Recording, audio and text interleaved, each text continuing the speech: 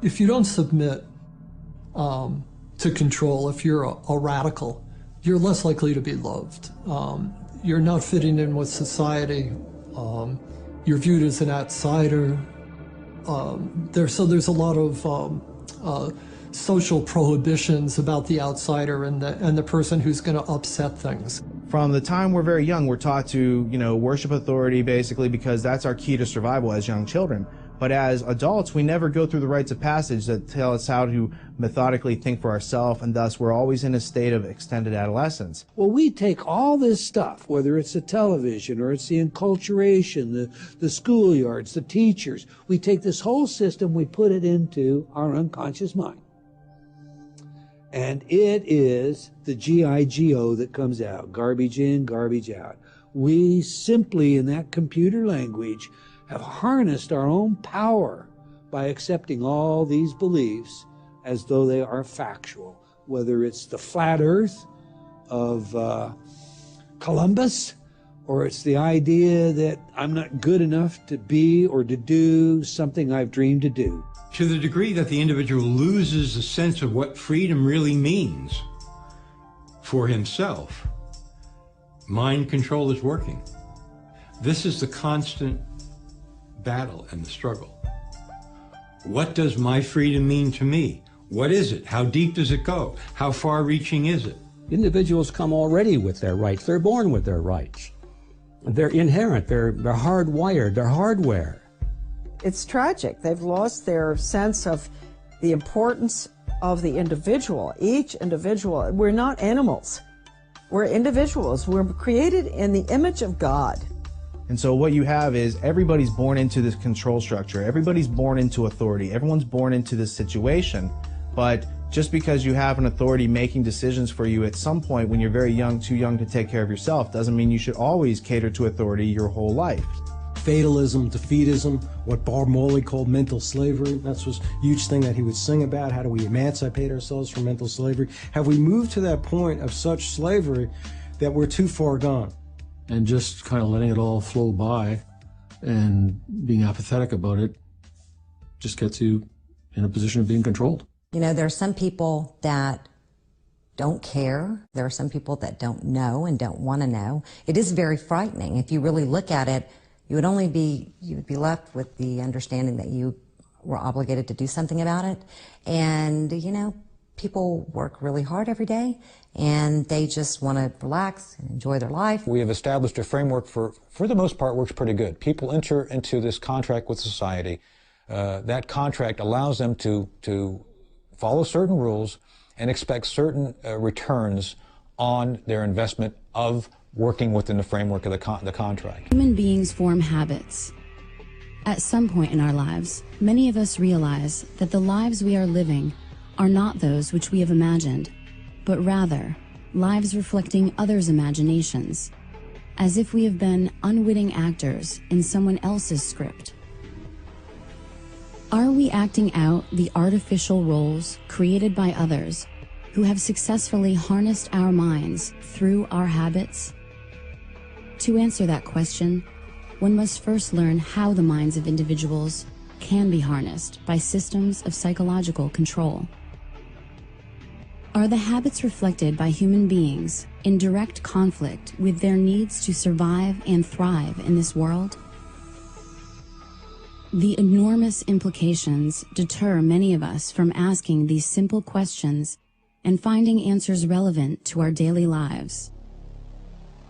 If we don't resist all of the different information that comes our way and weigh it and use our own mind instead of what somebody else wants us to think, eventually society would become nothing more than automatons, robots. The establishment it's protected itself unless you submit to the saturation and indoctrination and adopt all its values. You can't get in. Everyone needs to find out and really think about it. What is going too far? Because all of this is happening so fast, you need to be ahead of the game. They're ahead of the game. Humans subjugate themselves to control because they're born into it. And the tyrants and the social engineers know how to incrementally begin to slowly ratchet up the manipulation, the domination, the oppression, so that people never really recognize it coming. It's the old analogy of the frog in the boiling pot. You throw a frog into a boiling pot, folks in Louisiana will tell you this, a bullfrog, he'll jump out. But if you put him in a cold pot, turn it on simmer, heat it up slow, he'll boil, and he'll never see it coming. Well, I think it has a lot to do with group collectivism, and like, go back to John Dewey, you know, he hated the individual. He hated the rugged individualism of Americans. They had to get rid of that. And so I think that when you've been reduced to a member of the group, the collective, whether it's through sensitivity training that teachers have to go through, or whether, you know, it's in your own community, like we have a community-oriented policing system, you know, where they give you a medal. If you do a good deed, well, you know, you're part of the collective with the police. I would say in the next 50 years, if large numbers of people don't become consciously resistant to the overall mind control exerted on society, we're going to see many more people who really truly resemble androids.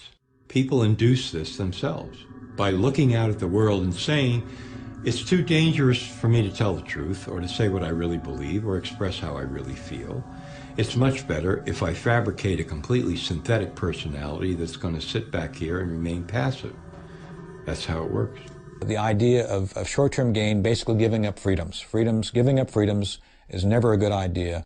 Since the dawn of time, small groups of human beings have instilled artificial circular limitations on the minds of their subjects through the procession of history. Traditionally, the limitations are imprinted on the servile population through a cunning use of language, instruction, and media for the purposes of conquest, social cohesion, and authoritative order by harnessing the human resources of the broad population. Human history reflects countless stories, regardless of what era you happen to live in, and the common thread throughout these stories is that of the struggle between the state, whatever its form, and the individual, the goal of which is to harness and subsume the individual, willingly or unwillingly, into its group collective. The role of authority is a predatory system that sees the individual basically as a unit of energy. The first forms of mind control go back to prehistory. And you would simply have a priest class that developed technologies of herbs and medicine and had a value to the tribe. But pretty soon the priest class would start studying the sky and when there were solar and lunar eclipses, and would say, hey, the sun's not going to come back on this date unless you make me king or unless you give me total control. And the people would say, okay, we saw the eclipse when you said it was coming. You know, the snake god ate the sun to the moon. What do you want? I want your firstborn child. Sacrifice him to me. Every culture does that. Every culture at one time or another demands human sacrifice because that's the state or the priest class demanding absolute, total fealty and submission to it. Mind control has existed since the dawn of time. Only the methods have changed. Elites have always known, if I can control the minds of my people, I control them.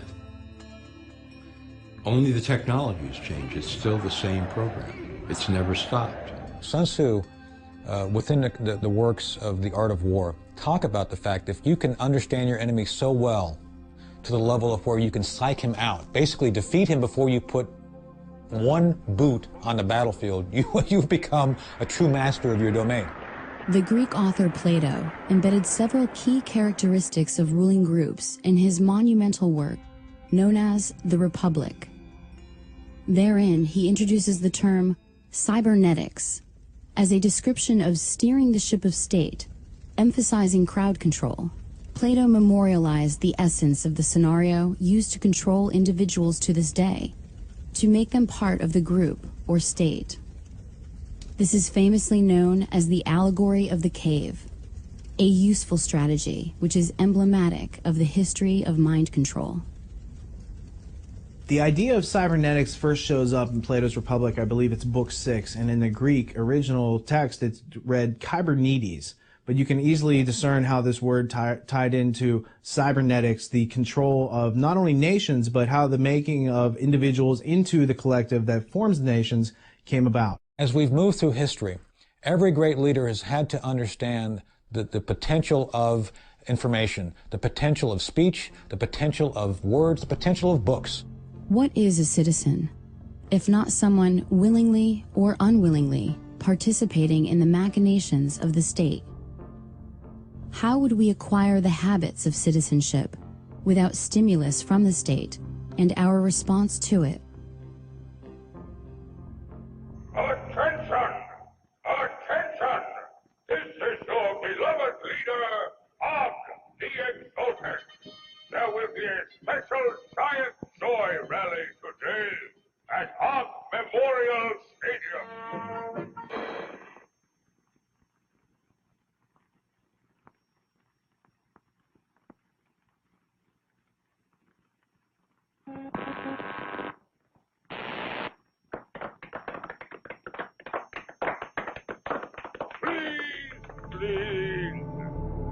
In an attempt to assist the state, a 14th century Italian named Niccolo Machiavelli crafted several books intended to help the ruling elite dominate their subjects with the most effective psychological warfare techniques available to the world at that time. And he was trying to convert the Medici family into hiring him to provide political advice. Conspiracy is the story of history. It's the story of plunderers taking care of people who produce. They claim to take care of them through government, which doesn't give you anything, it doesn't take away first. So it's not creating something out of nothing. It's very real what they're doing. They're taking your rights or taking some people's rights and adding more to someone else's rights. Concurrent to Machiavelli's efforts, the consequences of tyranny were sowing the seeds of liberty throughout Europe, with authors like Etienne de la Boétie of France leading individuals to consider their situations and discover effective means to achieving liberty for all. So this whole idea of Machiavelli telling the ruling elite how to do this in a more efficient and effective manner without people directly knowing about it. But his mistake is that these books get out there and other people start to read these books because it's not just the ruling elite. This starts to have an influence in Europe. You've got a character named Etienne de la Boétie who writes a discourse on voluntary servitude. And basically what de la Boétie does is he shows you that everything that Machiavelli told the ruling elite about how to control you is undone when you understand it to the nuts and bolts level, where you can then withdraw your consent, and that only then are you free. We control you. We control your mind. We make you believe you have no creative power. We make you forget you have imagination, which is the core capability from which you can invent your own reality. The myriad components of collectivism combine to form a comprehensive system for transforming the individual into a cog within the machinery of the state. The first step is to remove self-reliance, thus creating dependence on the state or collective. The next step is to create a motivation based on fear of scarcity, as opposed to creativity and productivity. Remove the systems of autonomy, creativity, and self-teaching, which help create individuality in the first place, and the void is filled by the will of the collective. Nature abhors a vacuum, and the mind is no different. Innovative and enigmatic German philosopher of the 19th century, Georg Wilhelm Friedrich Hegel, observed that human history could be manipulated to create a contrived outcome. Hegel's essential observations of the methods by which history may be authored by a small group translate into a world in which an individual's choices may be engineered away from his needs. How to engineer the opinion of the American people so that they would fully endorse, not only endorse, but demand a war. There's another one. Another plane just hit. Right? Oh my God! Another plane has just hit. It hit another building. Flew right into the middle of it. Explosion. So it's problem. The people then beg for it. That's reaction. And then it's solution, which is centralizing more control. Create the problem. People scream. You can impose any solution you want on people. One recent practical example of the use of Hegel's method for control is that of the infamous underwear bomber. I'm Kurt Haskell. I'm a Michigan attorney, and I'm more well known as being the main eyewitness to the underwear bomber event on Christmas Day 2009. I saw two men approach the desk. One looked like a poor African man, or maybe late teenager, and one looked like a wealthier Indian-looking man who had on a tan suit. They were walking together, and I just thought they were a weird pair, and I was wondering why the two were together, and I listened to their conversation as they went up to the desk and talked to the airline worker. When they went up there, just the Indian man spoke, and he said, this man needs to get on the flight, but he doesn't have a passport. And then the airline worker said, well, he can't get on the flight without a passport. And then the Indian man kind of argued with her, saying, well, he's from Sudan, and we do this all the time. The student from Nigeria smuggled explosives onto a flight in his underwear. Prosecutors staged a demonstration of what might have happened, but something went wrong.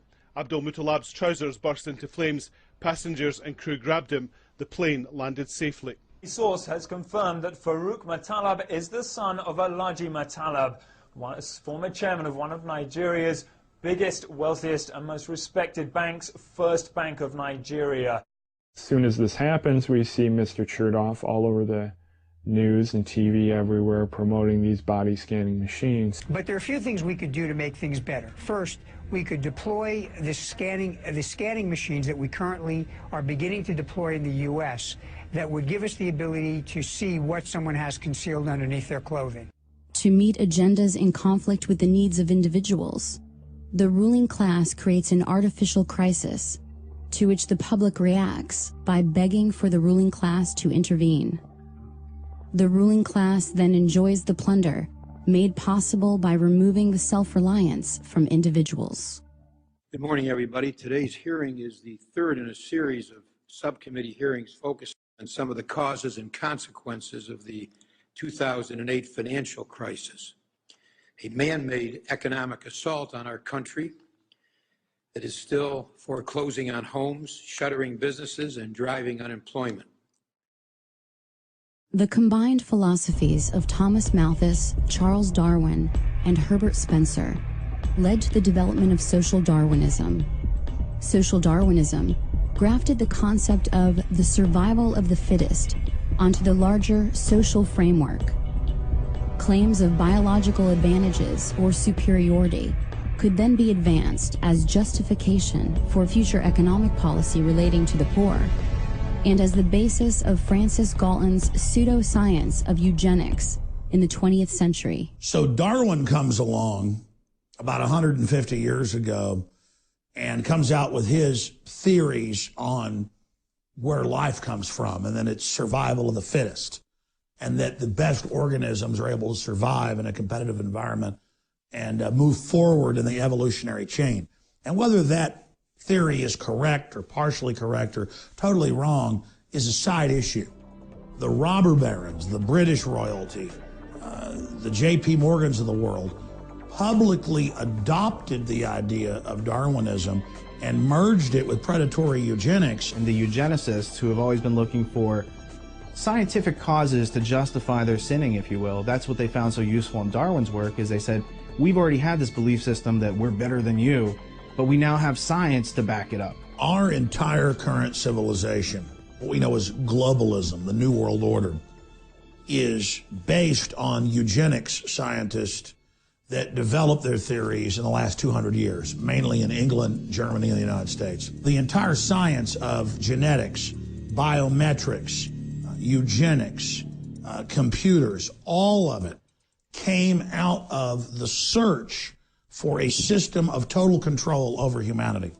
So the issue with eugenics is it claims to be a science of self-adaptation for human species. So it sounds like a great thing if you're an individual. You want to make yourself better. If you reproduce, you want your kids to be strong and survive. However, the people who are doing it are taking and making a bunch of decisions for other people and violating volition and their free will all over the place because that's their modus operandi. In his 1928 book, The Open Conspiracy, former British psychological warfare expert H.G. Wells wrote, "The political world of the open conspiracy must weaken, efface, incorporate, and supersede existing governments. The character of the open conspiracy will then be plainly displayed. It will be a world religion. This large, loose, assimilatory mass of groups and societies will definitely and obviously attempt to swallow up the entire population of the world and become a new human community. The immediate task before all people, a planned world state, is appearing as 1,000 points of light, but generations of propaganda and education may have to precede it." The government of England put massive funding towards the study of humans, and not just medicine, but human behavior. And so all the sciences that the British Empire used on countries that it was attacking and regions it was conquering were also turned inward against their own populations. In 1948, Eric Blair, the British journalist and author who assumed the nom de plume of George Orwell, wrote the iconic dystopian novel 1984. In it, Orwell outlined a collectivist future governed by technocrats, in which a Big Brother totalitarian state maintains control of society through constant panopticon-inspired surveillance, fueled by a perpetual war and emboldened by both covert and overt forms of mind control and mass persuasion. The premise of the panopticon, it was an architectural design that was set up to maximize the power of surveillance. So if the prisoners didn't know, they could never tell if they were actually being watched at any one time, so they would have to assume that they were always being watched. Through 1984, Orwell introduced the concept of newspeak into popular culture, a debased language structure that would suppress the ability of the masses to upset the power of the state by regulating their thoughts through an illusory police force known as the thought police. Orwell's notion of doublespeak demonstrated the cognitive dissonance inherent in tyrannical structures. As the meanings of the words change, the meaning in society is lost. And fortunately, we have been able to raise our standard of living without sacrificing the spiritual side of life, which means so much to the American family. Thomas Henry Huxley, the man known as Darwin's bulldog, produced a number of grandchildren, the two best known and most influential being Julian and Aldous Huxley. Sir Julian Huxley, an evolutionary biologist, was elected as the first Director General of the United Nations Educational, Scientific, and Cultural Organization, and also served as both Vice President and President of the British Eugenics Society. So the Huxley family is highly interesting because T.H. Huxley is the teacher over H.G. Wells who becomes a famous protege. But Huxley's whole family is not only intermarried and working on these eugenics ideas themselves, but they have, he has a famous son and grandson and all sorts of famous cousins that tie into the Darwin-Wedgwood family. So notably, you have Aldous Huxley, who coins the phrase Brave New World in 1932 with his novel, which is really describing a technocratic future by which people are pharmaceutically drugged into loving their servitude. I think what is going to happen in the future is the dictators will find, as the old saying goes, that you can do everything with bayonets except sit on them. That if you want to preserve your power indefinitely, you have to get the consent of the ruled. And this they will do partly by drugs, as I foresaw in Brave New World, partly by these new techniques of propaganda. They will do it by bypassing the sort of rational side of man and appealing to his subconscious and his deeper emotions and his physiology even, and so making him actually love his slavery. I mean, I think this is the danger, that actually people may be in some ways happy under the new regime, but they will be happy in a situation where they oughtn't to be happy.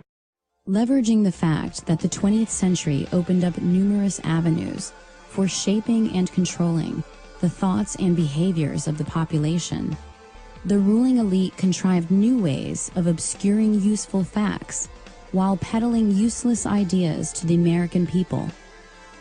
Advertising, in addition to fundamental changes in education, produced a population of non-thinkers whose false understanding of basic concepts instilled through public schooling led to generations of people who feel they are magically endowed with the ability to somehow attain knowledge without first observing the landscape of available, credible evidence. One such artifact of credible evidence which demonstrates that our lives are being scripted by the ruling class is a 1966 textbook authored by Georgetown professor Dr. Carroll Quigley, titled Tragedy and Hope, A History of the World in Our Time. In it, Quigley details a secret society, partially funded by central banker Lord Rothschild, enacted by Cecil Rhodes and led by Lord Alfred Milner, and the Round Table Journal of International Affairs, which Quigley terms the Milner Group. The first questions most people ask upon hearing of such a book are, why is it so important, and why do so few know about its existence? This is a key book. It's almost like the Rosetta Stone to decode everything they're doing. It's over 1,000 pages long with incredible, documentation in the bibliography of how this ruling elite based out of Britain is using a full spectrum dominance model to fund the communists, to fund the fascists, to fund the Democrats, to fund the Republicans, so that there looks like there's a choice, but everything really is moving towards collectivism for the general public, while the elite themselves are exempt from all their own rules. Once the power structure got all the best and brightest students of the world and put them through Rhodes Scholar type programs, not just in England, but in other nations, they could then control the brain trust and have a fully programmed new generation to take control of the governmental, corporate, and media systems to carry out the program. Their goal was to dominate all of those major power centers quietly behind the scenes. And by moving the leadership in a certain direction, then they knew that they could control the masses without the masses even knowing that they're being dominated and led by a very small, powerful elite group.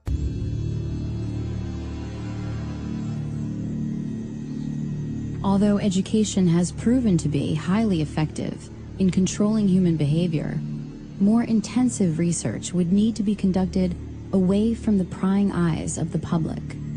The Tavistock Institute was set up by the British Empire to really study mind control and to scientifically drill down into human behavior and put in textbook form systems of basic control so that could be duplicated out to government and corporate entities.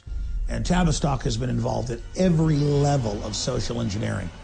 The Tavistock Clinic was founded in 1920 and operated as part of the Psychological Warfare Division of the British military. It was initially a voluntary outpatient clinic for treatment and research and was made up of general physicians, neurologists, and psychiatrists to facilitate the treatment of neurosis and shell-shocked British soldiers returning home from World War I.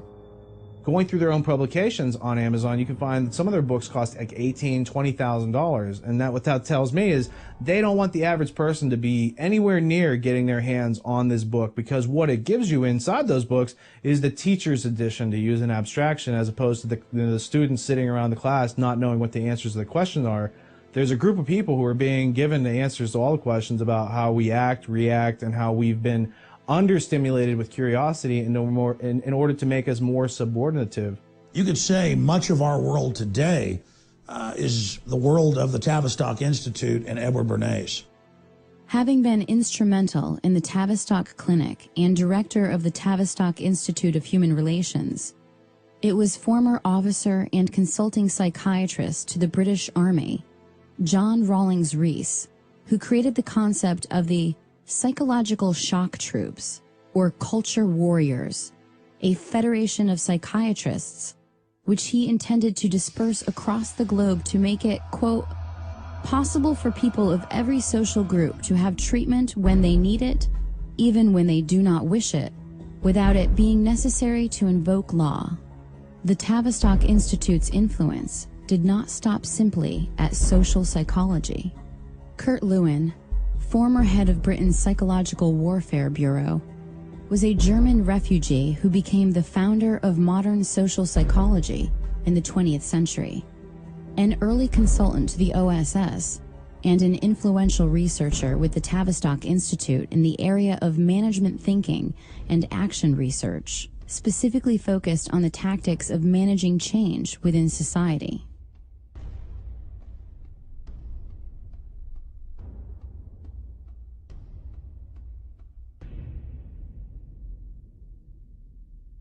No organization of the size and scope of Tavistock can operate for long without ample funding. From whom is that funding derived? Certainly no small part comes from the seemingly benign, tax-exempt foundations of the global elite. I was researching the Reese Committee back in like 1952, 1953, where they went in and investigated major foundations and some of their subversive activities. These foundations put an enormous amount of energy into controlling what is being taught at the schools and how it's being taught, and using schools basically to indoctrinate children to accept their station in life, to accept a collectivist future. According to Dr. Lily Kay, whose expertise was demonstrated in her 1993 book, The Molecular Vision of Life, the Rockefeller Foundation, Caltech, and the New Molecular Biology, the world in which we are living has been molded, shaped, and continues to be directed by an elite establishment of eugenicists, a ruling class fueled by violating the will of others to attain their goals. Nowadays, almost every adult agrees on one basic goal for all students. Schools ought to turn out good citizens. Yes, good citizens. That's right. Absolutely. This country always needs good citizens. The real goal was to change America from an individualist system into a collectivist system, and in which case it could be merged with the rest of the world, and there would be this great new world order that we hear so much about in recent years. The purpose of creating tax-exempt foundations was not just to collect more money, but to invisibly assert influence over the power centers which control the programming of individuals, specifically to breed the self-reliance out of individuals and prepare them for the collectivist lifestyle planned by the ruling class. Their goal: to undermine personal liberty on biological, social, and economic levels. They came together and decided what they were going to do with this money was to gain control of education in America, not for a philanthropic purpose, but to change the thinking of the American people over a generation or two. The globalist social engineers hungered and desired and coveted the power that the liberty in the U.S. had created. They wanted to take it over, and the tax-free foundations wanted to use it as an engine of global domination, and they've done that. And the Reese committees were the only time when Congress stood up constitutionally and demanded all the big foundations come and testify and open their private books. And the Rockefeller, the Carnegie, the Ford Foundation, they all came and said, look, we're here under presidential directive from more than 50 years ago. We've been told to collectivize the United States, to merge it with the Soviet Union. We've been told to make America more compatible with authoritarian regimes, and we're just doing what we were chartered to do. Until the creation of language, brute force held the key to fear, and thus to the control of individuals through violence and physical aggression. With the innovation of language, the minds of individuals could be harnessed with ideas and beliefs, making less significant the physical dominance of previous generations. This is how, for example, men of small stature could keep otherwise brave and ferocious gladiators as household slaves, whose deaths could be used for profit and entertainment. Out of the ashes of World War II rose the specter of human experimentation in the form of the 1939 to 1945 exodus of Nazi intelligentsia to continue their research and experimentation under the protection of national security. After being denazified, they were given new identities to live among those against whom they had fought. We brought Wernher von Braun over here and several other scientists, including those that were involved in concentration camp medical experiments, including mind control experiments. A lot of these guys were, as far as the State Department was concerned, war criminals. They were linked directly to the Nazis and therefore couldn't get visas, couldn't come into the United States. So the CIA set up this series of programs to route everybody around the State Department visa requirements, get them into the country. Everybody knows about the race at the end of World War II to get Nazi scientists. The Russians wanted them, the United States and England wanted them. And the United States and England got most of them because the Nazis didn't want to go to the Soviet Union, another authoritarian system. They wanted to go to a, quote, freer system. And like an infection, they came to England, Canada, and the United States. And it wasn't just over NASA and rocketry with Wernher von Braun and Goddard and others. It was tens of thousands in mind control and torture and military science and surveillance. And the CIA got modeled to a great extent off of the Gestapo. And so we see really the evil of the Nazis being transplanted back to the United States and England, where the eugenics philosophy that they had embraced had originally sprung. The Office of Strategic Services, the precursor of the CIA, under the direction of William Wild Bill Donovan and Allen Dulles, recruited Nazi scientists and aided their importation into America. Among them were rocket scientist Wernher von Braun and the aeronautical physician Hubertus Strughold. The problem that the United States was facing was there was all these German scientists who were kind of in the wind, loose, wasn't clear where they were going to end up. And the French, the British, the Russians, and the Americans were all trying to recruit them. The Germans had developed lots of different advanced weapons. And they'd also done a lot of experimentation on human beings in the concentration camps. So they had a lot of medical data that we didn't have. They had, of course, the rocket scientists and the airplane scientists and all the rest of it. And Paperclip was our version of going into Europe and finding these guys and bringing them to the United States to work. What we're missing in the documentation, we have physicians, aerospace medicine people, film people, ball bearings, projectile experts, all kinds of scientists.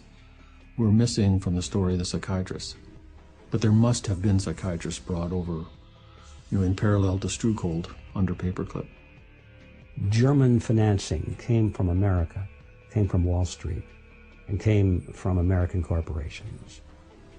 Even the political support that Hitler got in Germany was, to some extent, traceable to American influences.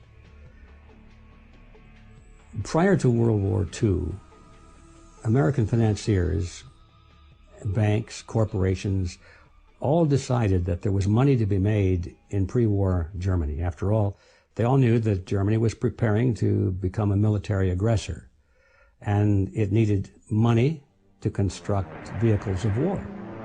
They were spending a lot of money designing and building tanks and airplanes and military carriers and things like that, submarines, ships, and there was money to be made. And so Wall Street and some of the largest corporations like AT&T and even Ford Motor Company got very much involved with the Nazi regime. The experiment that went on became known as Nazi Germany starts in World War I and the Versailles Treaty in Paris 1919, basically giving the Germans the short end of the stick, giving them war reparations that they can't possibly pay, totally unrealistic.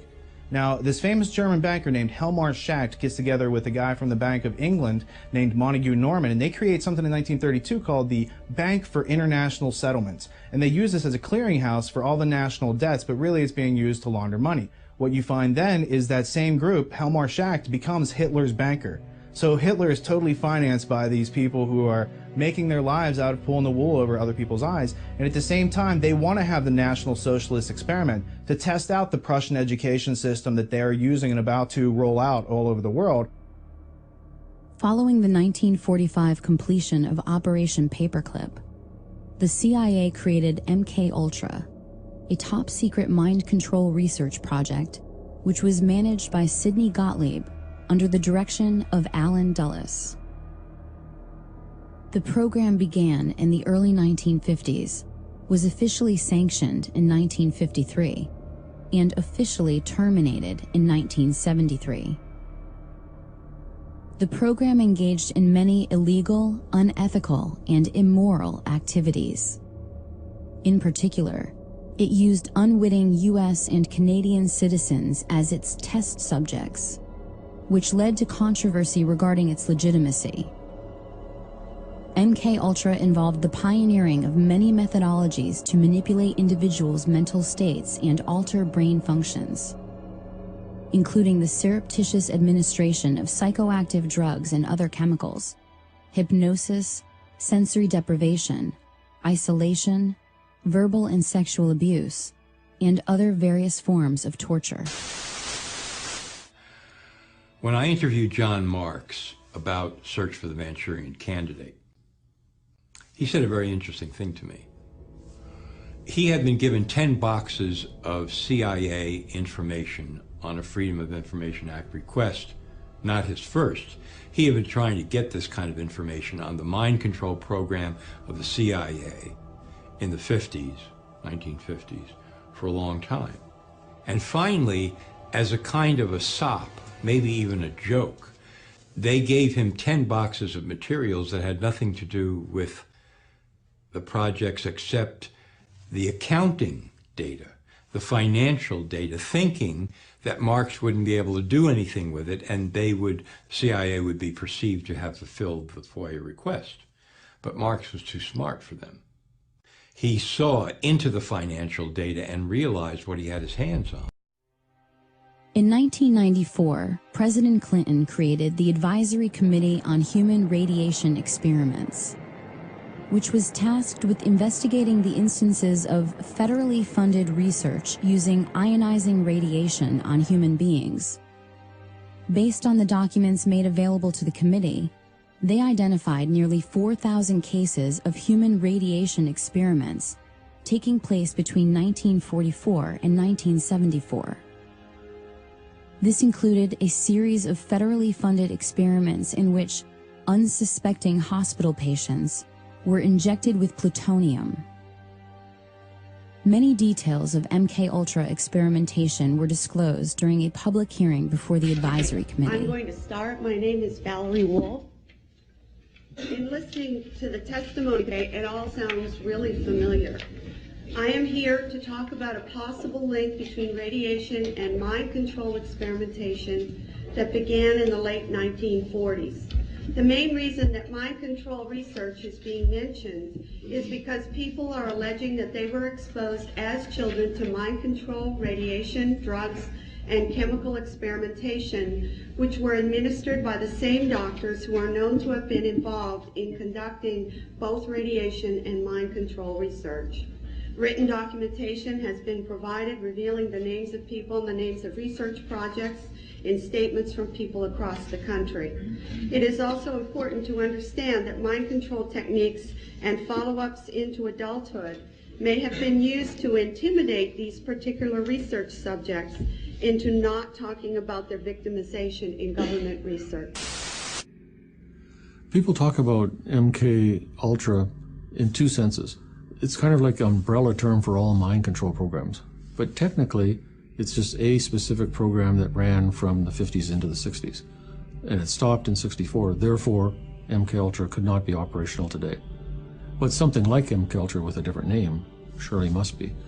And I don't think there's any doubt in my mind at all that clearly mind control methods are used at Guantanamo Bay. I mean, there's all the hallmarks of mind control. There's hooding, there's forced sitting positions, there's sensory deprivation, sleep deprivation, all kinds of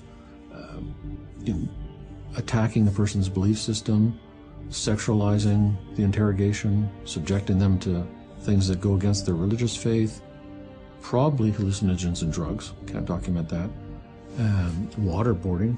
So all the components of a mind control program are in place there. The hearings weren't really about that, and the women didn't have solid documentation, but they told the kind of stories that I hear over and over from mind control victims. So Claudia Mullen and Christine Nicola get up on the stand in Washington and they say, yes, radiation, but it was only one part of mind control experiments that we were subjected to by the U.S. government starting out when we were children. And then somebody on the committee said, from what I've been told by witnesses, pretty much, thank you very much, and now we move on to the next witness. Right. Like, let's pretend none of this took place. In the 19th century, Franz Mesmer's brand of hypnotism entertained countless audiences, which consequently evolved, both covertly and overtly, throughout the 20th century. CIA's Dr. George Estabrooks, a graduate of Harvard University and a Rhodes Scholar, finally created methods of reliable hypnotism, enabling its application to the science of social control. George Estabrooks was a Canadian-born psychologist whose career was at Colgate University in upstate New York. As early as 1943, in his textbook Hypnotism, he described in great detail, going back to the Second World War, taking Marines or other military people, using hypnosis and other programming on them to create a new personality. So he calls that Jones A and Jones B. And the new program personality would be given an assignment, which could be a career, penetration, any kind of assignment. And the out front regular person would have total amnesia, complete lack of knowledge of the assignment. Estabrooks was a leading authority on hypnosis, programming soldiers during World War II to act as couriers, who were not aware they were hypnotized operatives on a mission. In this manner, the OSS targeted political objectives through the covert methods of assassination and espionage, leveraging the science of hypnotism. Where hands-off hypnotic and pharmacological methods fail, the physical application of actual electrical stimulus directly to the brain becomes the next logical step. In 1964, Yale neuroscientist Jose Delgado implanted radio-controlled electrodes into the brain of an aggressive bull in an attempt to control its behavior in a ring with a matador. With the push of a button, Delgado himself was able to stop the bull in mid-charge. He didn't stop with the bull, but also conducted experiments on cats, monkeys, and even human test subjects. He had people as young as 11 he was doing this to. One was a 16-year-old girl, and there's pictures in his books where she's kind of staring off into space, vacant. Another she's strumming on a guitar. Another she's pounding on the wall, all based on what button he's pushing on the transmitter box. Delgado developed what he called a stimoceiver that allowed him to target specific emotions and regulate behavior by aiming radio stimulation at different regions of the brain. His idea of the future is, and this he was totally serious about and described in detail, we're going to put electrodes in the entire population, except probably Dr. Delgado himself, and a few elite generals, and we're going to control the entire population. And this is not going to be fascism, this is going to be the next step in evolution. Dr. Donald Ewan Cameron was a Scottish-born psychiatrist who was president of the American Psychiatric Association from 1952 to 53, and later first president of the World Psychiatric Association. Cameron was directly involved in the brainwashing attempts of Central Intelligence Agency's top-secret MK-Ultra mind control program. Under directives from Sidney Gottlieb and funding from the CIA funneled through various front organizations, he spent years researching and experimenting with behavioral modification techniques. It was here that the CIA funded a series of experiments, severe experiments. The work was done by the Institute's then director, Dr. Ewan Cameron. It is the closest experimentation to brainwashing yet disclosed. His work, unprecedented in psychiatry, consisted of 3 areas which he called sleep therapy, psychic driving, and the ultimate depatterning. Dr. Maurice Dongier, current head of the Allen Memorial Institute. In his psychic driving, so-called type of therapy, he would give the patient intensive electric treatment in order to make the patient regress deeply, become forgetful, and then he would attempt to implant new ideas in the mind of the patient. Now, to a layman, it would appear that Dr. Cameron was trying to take the slate and wipe it clean, the slate being the mind. In other words, brainwashing. Exactly, that's a very good comparison. Brainwashing. Yes, right. Dr. Ewan Cameron was a MKUltra contractor. Officially, it says that he didn't have top secret clearance, but I'm sure that in fact he did. The reason I say that is he was at different times president of the Quebec Psychiatric Association, the Canadian Psychiatric Association, the Society of Biological Psychiatry, and the World Psychiatric Association. Ewan Cameron was the most famous psychiatrist in the world during the 1950s. You name a psychiatric association of any size or scope, he was the president of it. He became a psychiatrist. In fact, at one time he was the president of the World Psychiatric Foundation, and he ended up immigrating over here from Scotland and was working in Canada under Sid Gottlieb, and he headed up one of the projects dealing with LSD and with different types of mind control projects that he had, especially hypnosis. His experiments were basically, there's kind of 2 components to it. One is psychic driving, and the other is depatterning. So depatterning is you give massive amounts of electric shock to the person, like 100+ treatments, with 6 times the usual amount of electricity per treatment. Completely wipe their minds out, so they don't know who they are, where they are, they don't recognize their children. And then once they're in that state, you can add on barbiturates and other drugs, keep them asleep for weeks at a time, or kind of like half asleep, and then play tape loops over and over and over and over. That's the psychic driving. And the tape loops will be in the doctor's voice or the person's voice, and this is all supposed to program a new personality. It has been alleged in some cases that Cameron held patients against their will for weeks at a time, drugged and unconscious, under the threat of being committed to an institution for life if they did not participate in his treatments. He began a program of torture, and I don't use the word lightly, on patients who had no idea this is why they were coming to him. They were people who came to him for therapy, for help. And he experimented on them as a torturer would, to create new personalities.